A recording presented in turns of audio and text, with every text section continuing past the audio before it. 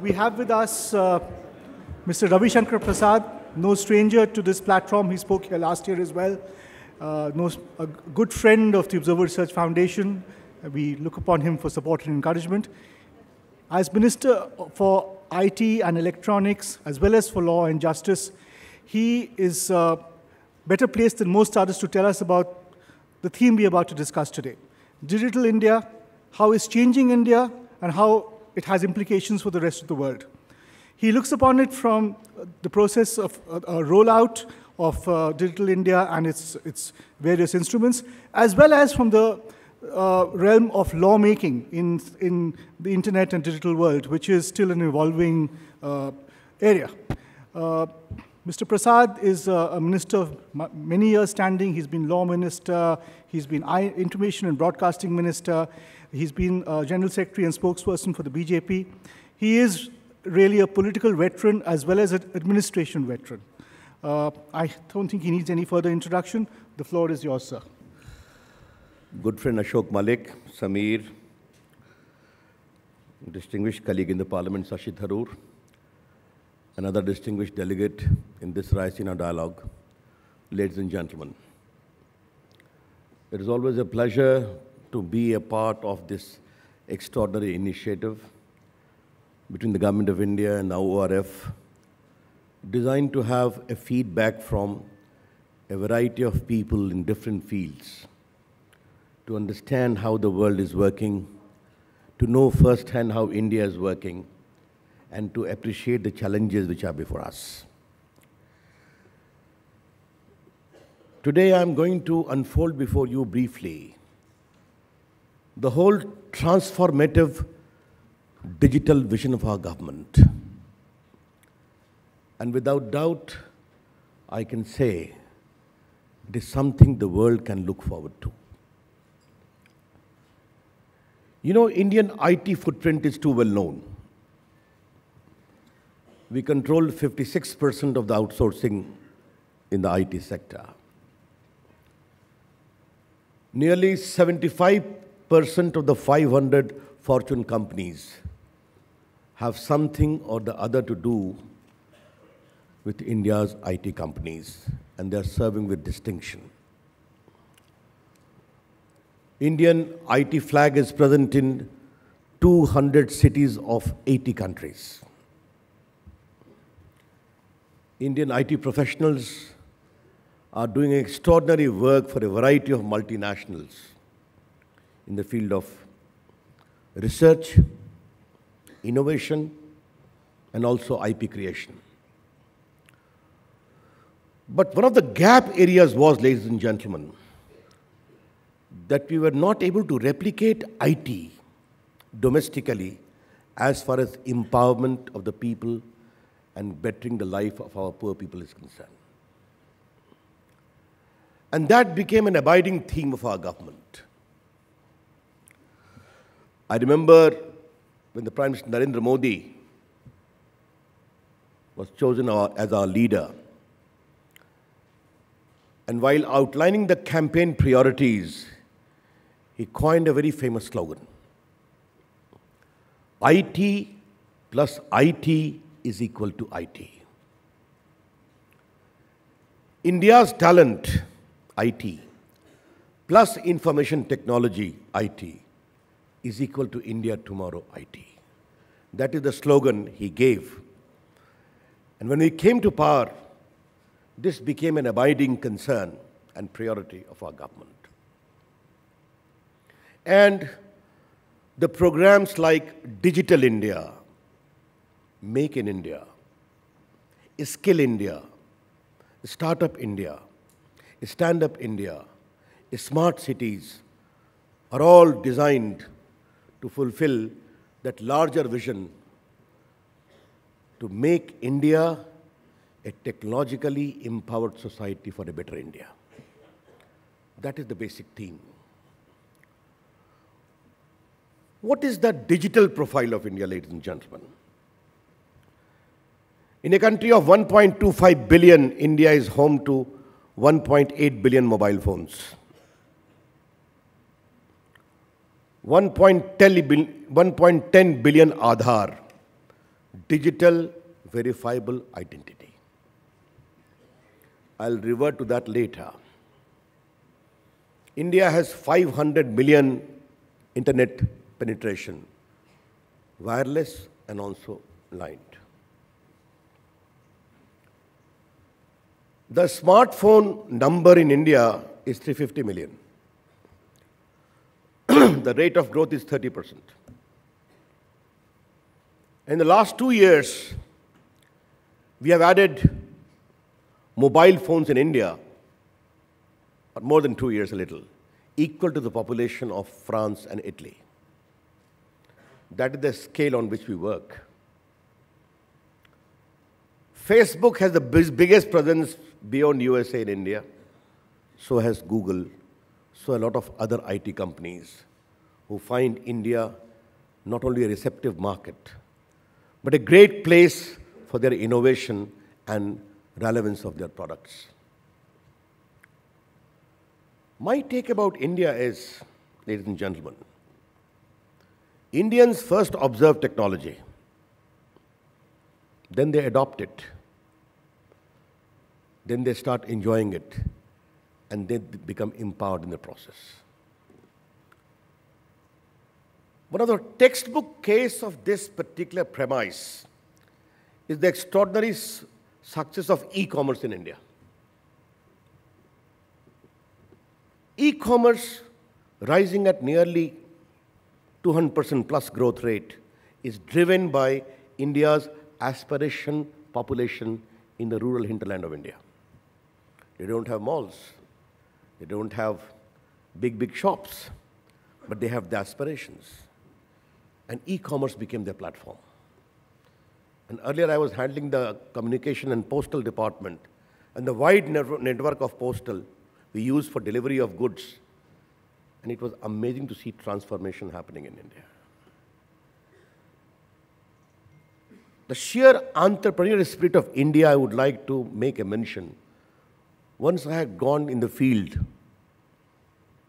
to see how e-commerce is operating on the ground in terms of delivery of services, I met some of the e-commerce operators in Noida. I met a young girl. I said, "What do you do?" I offered pujapart.com. For my foreign delegates, I'll explain items relating to worship. I said, "What do you supply?" I supply Hanuman Chalisa, Ramayana, Guru Granth Sahib, the scented diyas and other things, lamps, etc. Where do you supply? All over the world. Because Indians settled abroad wanted these things for their household. And she realized there is an untapped market, and she's doing quite well. Digital India is designed to bridge the digital divide between digital haves and digital have-nots. And this I'll explain a little subsequently. But it is basically based upon three premises. It is inclusive. We have to cater for all. It is developmental centric, but a clear preference for pro-poor initiative. And thirdly, access of technology must be available for all. And therefore, I have often commented,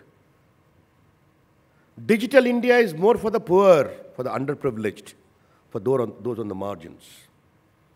And for me and for my Prime Minister, the best day when one sitting on the margins of Indian society gets enabled with the power of technology for a better India. Therefore, digital India is an enabler and also an equalizer.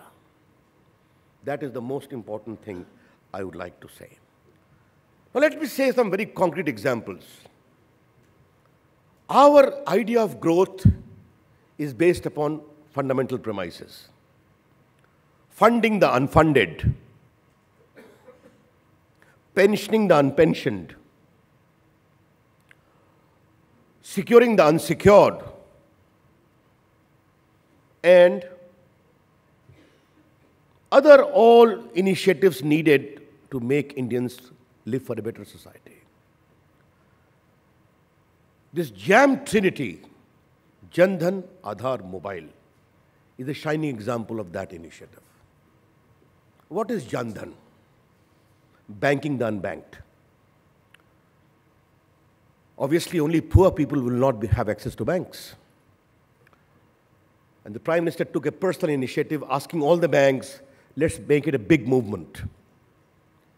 250 million bank accounts were opened of those who were not in the banking ecosystem. There was no obligation for them to pay or deposit a single farthing, but they ended up depositing more than $6 billion in their bank accounts. What is Aadhaar? A unique Indian product.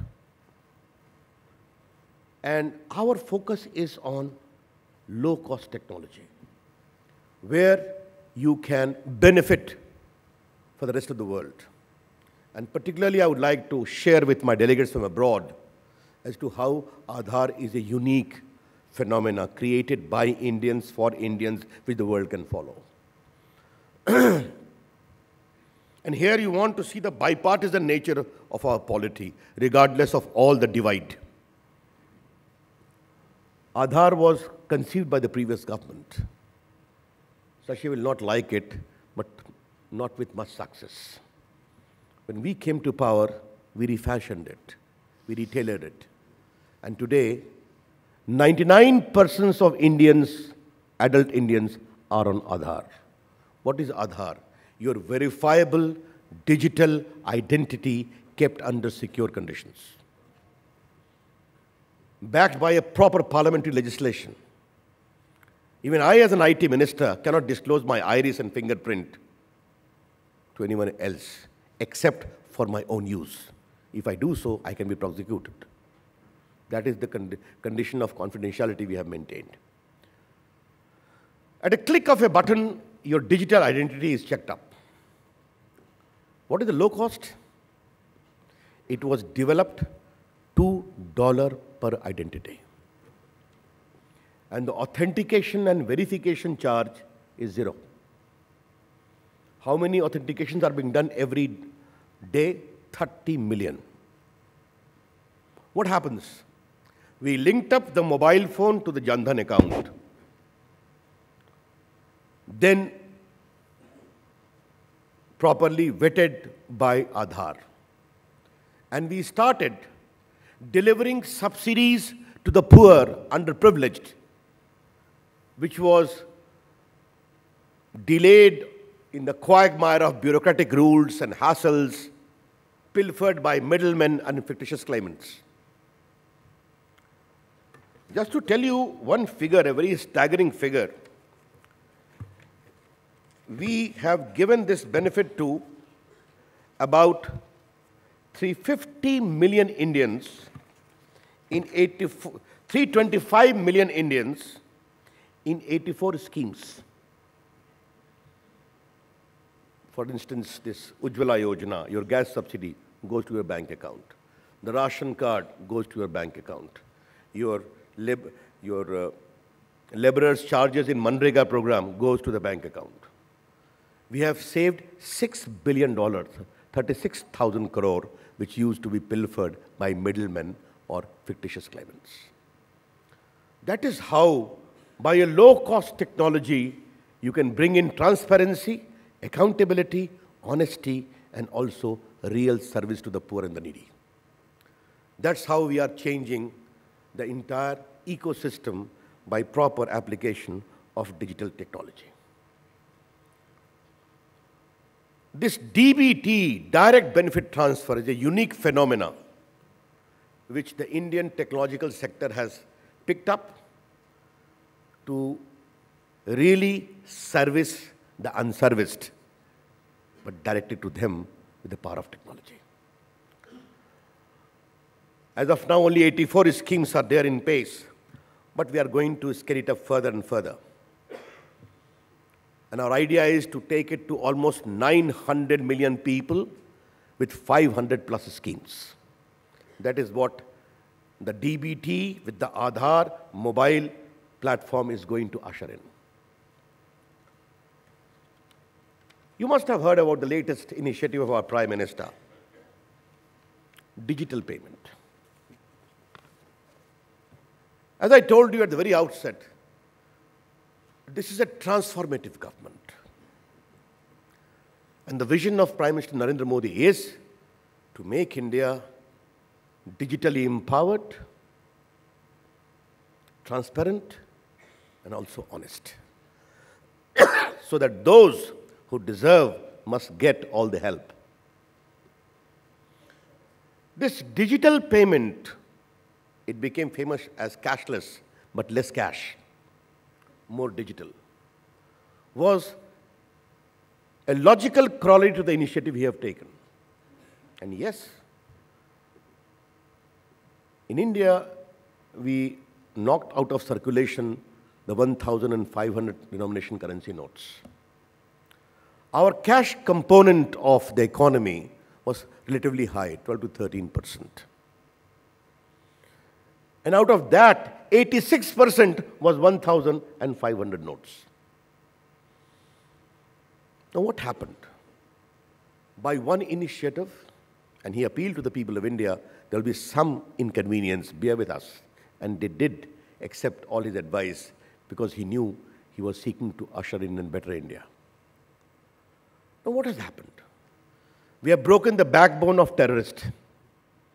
We have crippled the backbone of Maoist and the extremist. The Hawala trade is down. I hope Hawala, you know it, how people transfer cash from here to abroad through means which are spurious, illegal, and also criminal. But most important, human trafficking, particularly in flesh trade, some people were pushing it in a very, very nefarious way, picking up young girls from Bangladesh, from Nepal, from the underprivileged areas, and seeking to force them into flesh trade. That trade's backbone has also been broken because the middlemen used to survive upon the strength of 500 and 1,000 notes. If one stroke you undertake, what profound changes you make. Today we came with alternative technology, from Bheem to various mobile-based wallets, to UPI, to USSD, to Aadhaar-based payment.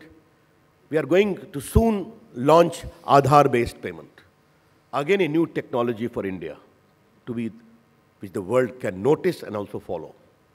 And what is that? Just I'll give an example. This is my smartphone. The shopkeeper will have it. A customer will go to him and tell him, purchase something, and just to tell him his Aadhaar number.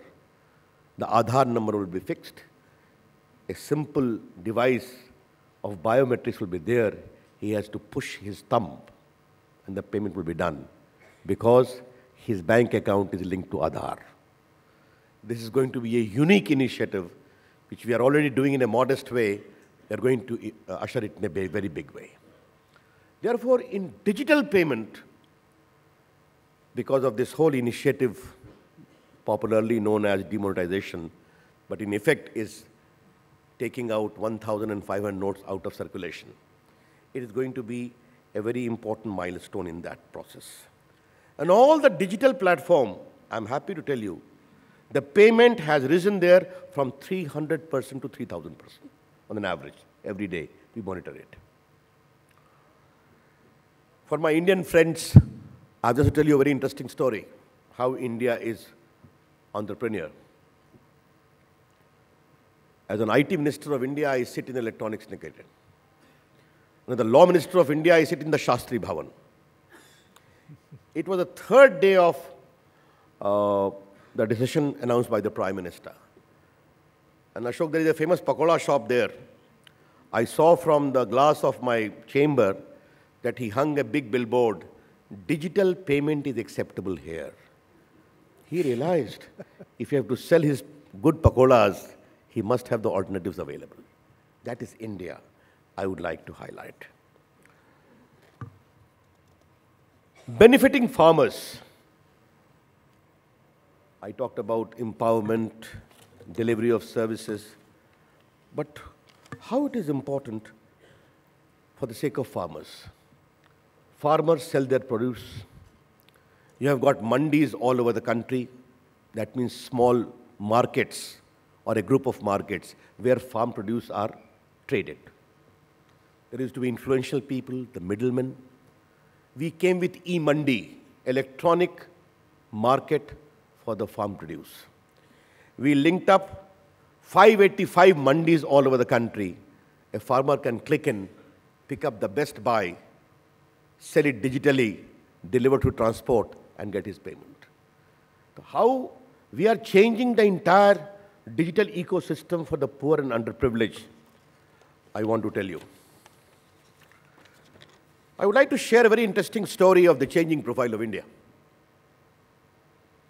One day I learned to my pleasant surprise that one Satamma Devi of Telangana, it is a state of India, had become digitally literate.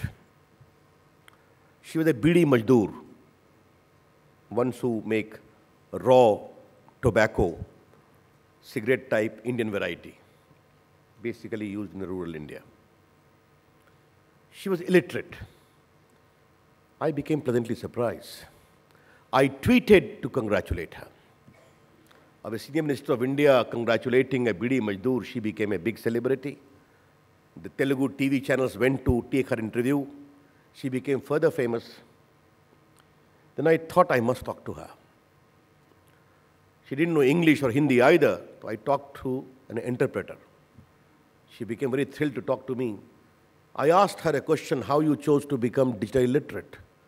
And the reply which she gave, ladies and gentlemen, is a powerful symbol of emerging India. She said, I have a son who is a plumber in Dubai. And I have a grandson too. And I used to miss him very badly. Some of my friends said, if you want to talk to your grandson and also see his face, learn to operate the Skype. In that process, you will also see him and talk to him. And to enable me to talk to my grandson daily, I have become computer literate. Now, can you believe it? A simple bidi majdoor in a remote village of India having a quest for digital empowerment through our own innovation. There are hundreds of these examples. And when I travel in India, lots of my friends have come from abroad. Another equally hilarious but exciting example, there is a place near Jhansi, Orcha. A lot of old palaces are there. And a lot of tourists from Europe visit that area, including from Spain. A gentleman was sending souvenirs who used to speak broken English. And the tourists from Spain speak less English.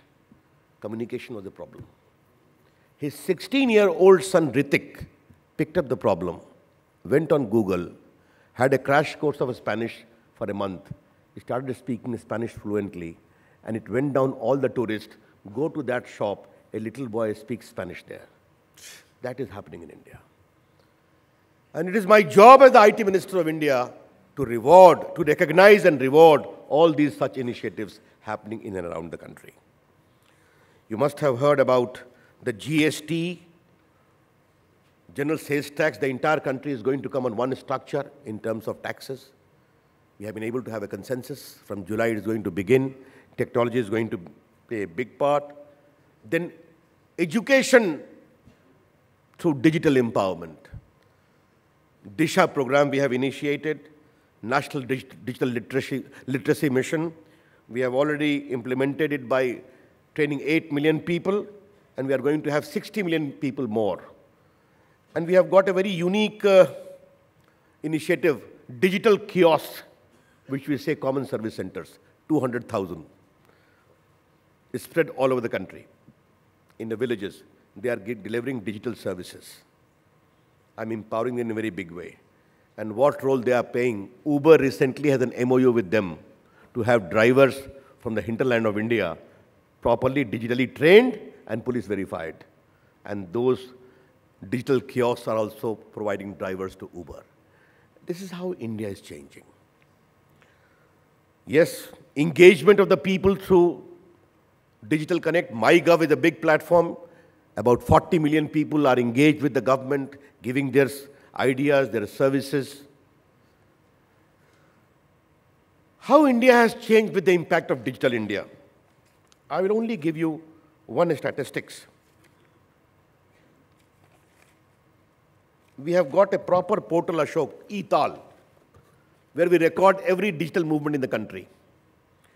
It was 295 million per month in 2014. It became 550 million per month in 2015. It has become 840 million per month in 2016. And I'm sure when we end this year, it is going to cross 1,000 million plus, even more. And the logical impact of this was, in the UN e-Government Index of Nations, India has climbed from 124 to 107. That is the real achievement of our government in the last more than 2 years. Very briefly on certain international multilateral initiatives on the digital front, and then I'll conclude.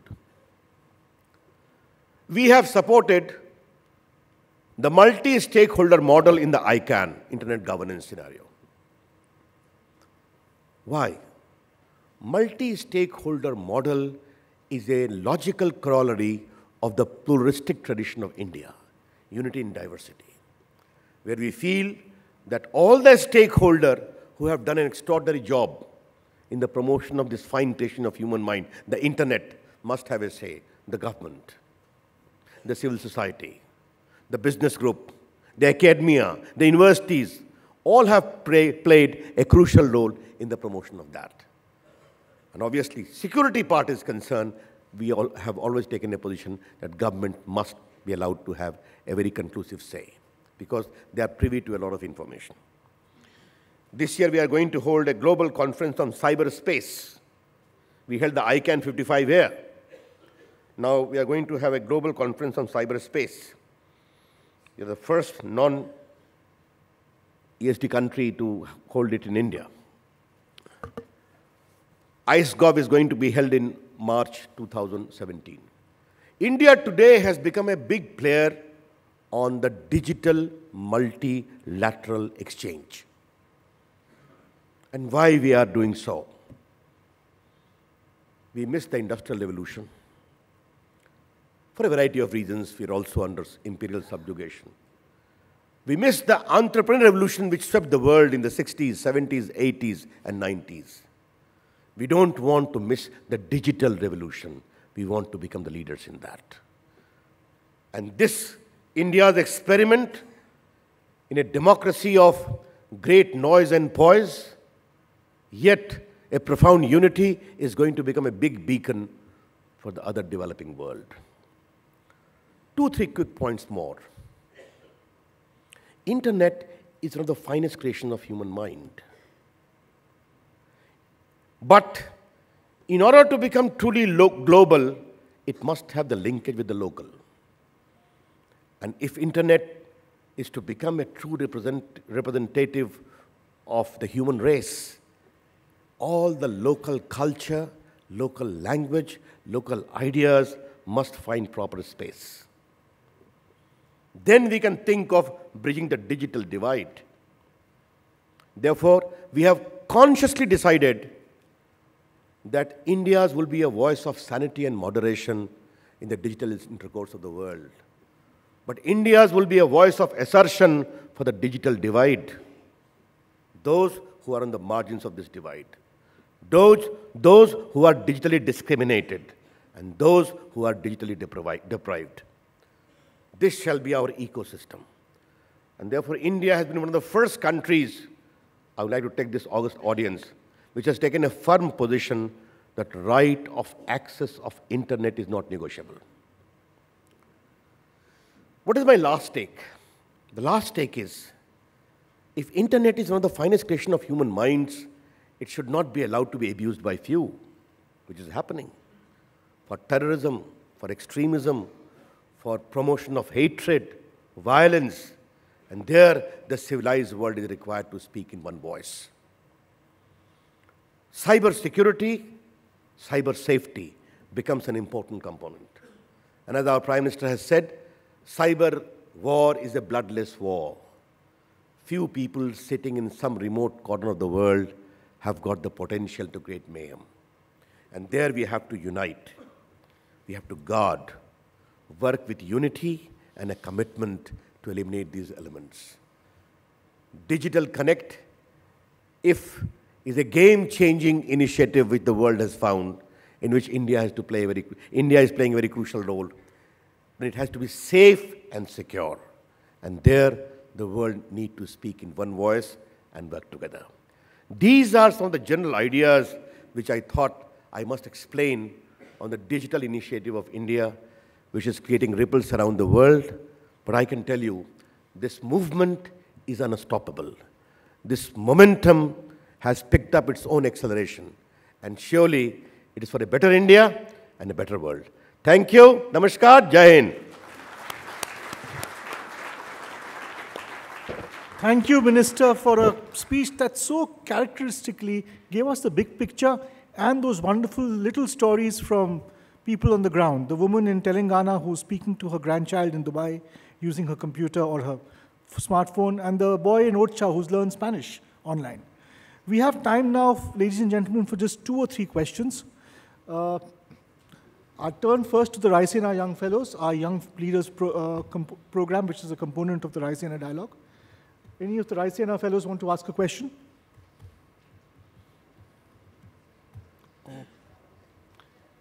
Yes, there are people lined up here. There's one young fellow. Hello.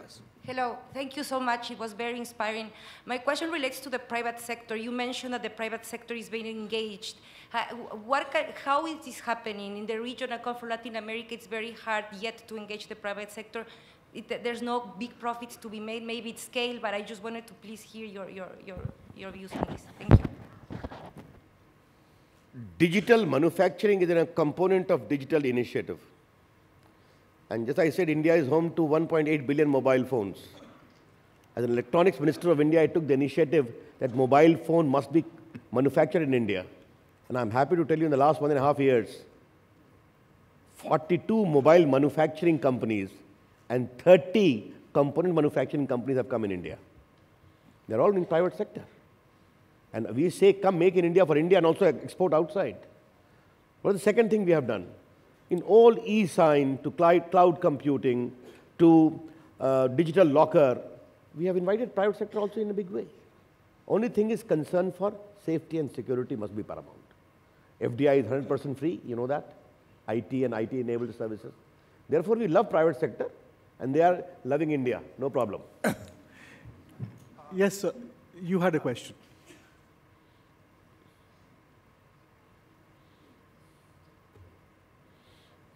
Is the mic not working?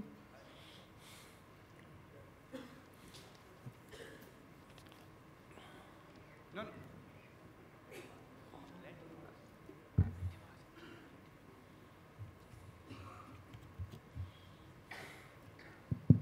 All right, thank you so much, Minister. My name is Anurag Chandran, and I'm a Schwartzman scholar based in Beijing. So one of the things that I've been very pleasantly surprised about since I've moved to Beijing is how they have this app called WeChat, which integrates all aspects of even social life, calling, messaging, payments, calling cabs, and so much. So first, I want to applaud you for all the many different initiatives. Your question, sir, please. Please. Getting right there. The question. You have so many different initiatives, sir, which are all great. However, do you think there's a possibility to have all these under one platform that will allow people to access it better? How long are you going to be in India? Sorry, sir? How long you are going to be in Delhi this time, or in India? Oh, just 3 more days, sir. You please explore how many Indians are using apps and how many apps are available in India providing various kind of services, from government to non-government to private sectors. We in India normally loathe one app for everything because we are a democracy. We believe in diversity. I hope you understand that. Yes. Thank you, sir. There was another question from... Yes, if you could introduce yourself and... Hello, Minister. My name is Shaukat Shafi. I am Raisina Young Fellow. Digital India is growing, but we see there is internet ban in Kashmir many times a year. So how it will function there in Kashmir when there is internet ban all the time? You know, there are 2 things. Let me give my view on Kashmir. I compliment young man, you have come from Kashmir. I just talked about this digital kiosk, common service centers. I go to field, I went to UP, Bihar, Madhya Pradesh, South India, 4, 5, 6,000 young people operating common service center used to come. I was keen to talk to my young people and girls running common service center in Kashmir. For security reasons, they came to Delhi. 700, including from Badgan and Baramulla, giving digital services. They are happy. I do agree with you, there is a need for improving the internet. But the problem is, at times, internet is also become internet, social media, and we are very proud of the spread of social media in India. But at times, they are abused for violence, for encouraging hatred. So temporary intervention has to be there, but I do take your point, Kashmir does need proper, uninterrupted availability of internet. I take your point. Yes, sir, you had a question. Yeah, Mr. Prasad, on 3rd January, Indrapati Prime Minister made a statement about brain drain, and he's saying we will make it a brain gain. Tomorrow, Donald Trump will be there in White House. So there are many people, they will be comfortable in Silicon Valley as to different techies and doctors. So are we prepared to take back all these, our talented people? Well, I don't share your pessimism, okay? First, we need to salute the entrepreneurial initiative of Indian IT professionals who have done so well under very difficult circumstances. Indian IT professionals and Indian IT companies are giving billions of dollars in tax and revenue to American companies, American government. They are giving large number of jobs to, after all, American people or European people in their countries. What I would expect is, instead of making a state of a comment now, let the new president settle down. Our Prime Minister has a meaningful engagement with him, and surely will continue to engage with the American administration. And I think they will appreciate the extraordinary contribution of India's IT initiative. So the final question there. Thank you very much. My name is Samson Ajayi. I'm from Nigeria. I'm one of the young fellows. My question is related to the informal sectors. Organizations that play in this space also, play a very important role in the successful implementation of digitalization we're talking about. How are you able to mobilize companies in this place to be able to participate in this global strategy? Thank you. Why not? Most welcome. India has a very amicable relationship with African countries, including Nigeria. We are supporting a lot of initiative in African countries in the field of technology. We'll be quite open to receive any suggestion from your country, and you and your people, IT people of your country, are welcome to visit India and see some of these initiatives on the ground. That's how I see it. Thank you so much, Minister. You've, as usual in your trademark manner, enlightened this audience and explained Digital India in a simple, succinct, and yet meaningful way. Thank you so much. Thank you. Thank you, ladies and gentlemen.